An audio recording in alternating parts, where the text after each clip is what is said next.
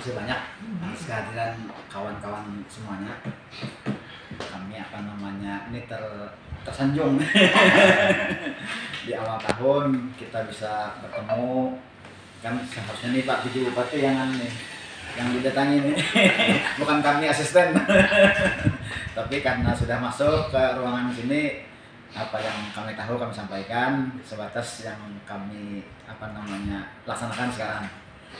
Terkait dengan tadi yang ditanyakan masalah penyerapan anggaran untuk tahun 2024, kita bersyukur bahwa selama tahun anggaran 2024 ini alhamdulillah semua kegiatan yang telah dilaksanakan itu terlaksana dengan baik, dan anggarannya syukur cukup untuk membayar semua tanggungan pemerintah daerah kepada pihak ketiga.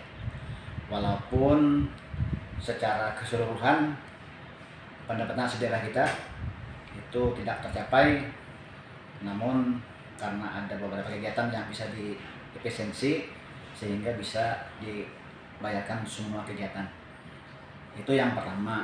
Yang kedua, kemarin pada bulan awal Desember kita melaksanakan penandaan atau efisiensi terhadap beberapa kegiatan, sehingga yang seharusnya kita mengalami defisit itu bisa ditanggulangi dengan melaksanakan efisiensi di beberapa kegiatan di seluruh SKPD yang ada di Kabupaten Kota Waringin Barat.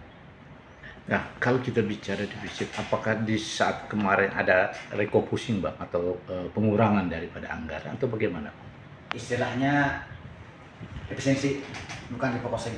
Oh. Kalau refocusing kan ada kegiatan baru yang muncul, lalu untuk membiayainya dikurangi dari kegiatan yang ada. Kita melaksanakan kegiatan efisiensi untuk beberapa kegiatan yang bisa dilaksanakan pengurangan untuk membayar semua kegiatan yang sudah dilaksanakan dan menjadi komitmen dengan pihak ketiga.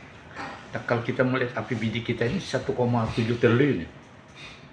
APBD tahun 2024 itu 1,9 Pak. 1,9 ya? Iya. 1,7 itu di murni. Ketika di perubahan ada penambahan sehingga menjadi 1,9. Namun tadi karena PAD kita tidak tercapai 100%, sehingga realisasinya 97%. Oh, itu tertinggi selama beberapa tahun terakhir.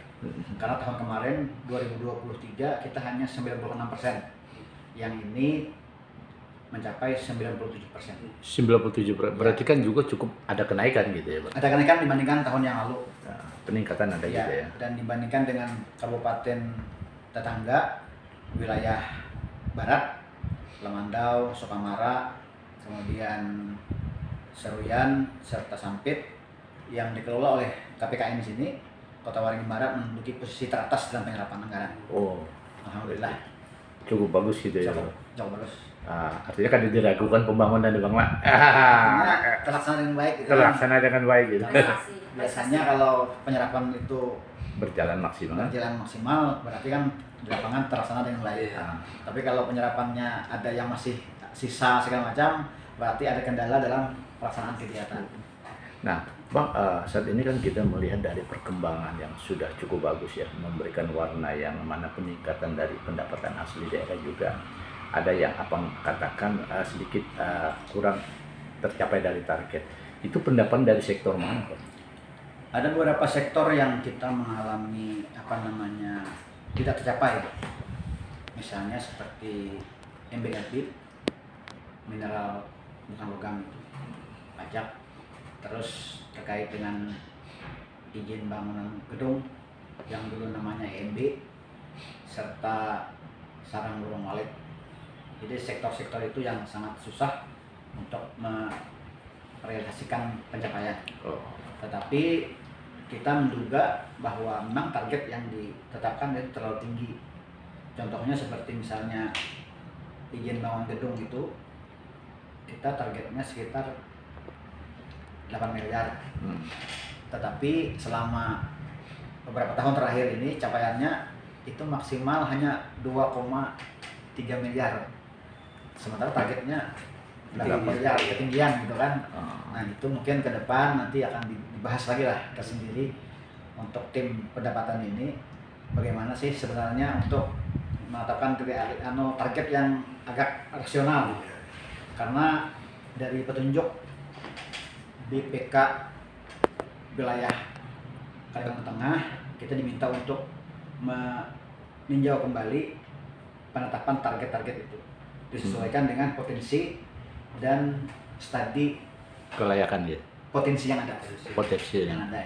Nah, kalau kita melihat dari program perencanaan kan paling tidak kan sudah maksimal dengan arahan sasaran yang mana itu harus didapatkan dengan target itu kan. Tapi kan yang menjadi kendala apakah perencanaannya atau bagaimana ini, Bang? Memang kan kita terlanjur perencanaan dari dulu agak tinggi untuk hal itu. Tetapi dulu PMB itu ada namanya izin gangguan HO. Jadi ketika HO ini dihilangkan, targetnya tetap seperti semula. Seharusnya kan ketika HO itu sudah dihapus, target HO juga harus dikurangi ya. Tetapi ternyata masih terbawa di dalam rumpun satu kesatuan izin itu. Nah, terus lagi nanti untuk tahun 2025 kita diminta untuk tidak mengenakan pajak terhadap rumah sederhana. Berarti prasejahtera nanti atau rumah otomatis miskin? itu akan turun lagi nanti. Jadi KPR BTN yang tipe 36 itu lagi akan kena pajak. Hanya tipe yang di atas, mungkin apa 5 yang di atas. Nah, itu yang izin. Nah, ini juga akan mengurangi potensi pajak yang akan kita dapatkan.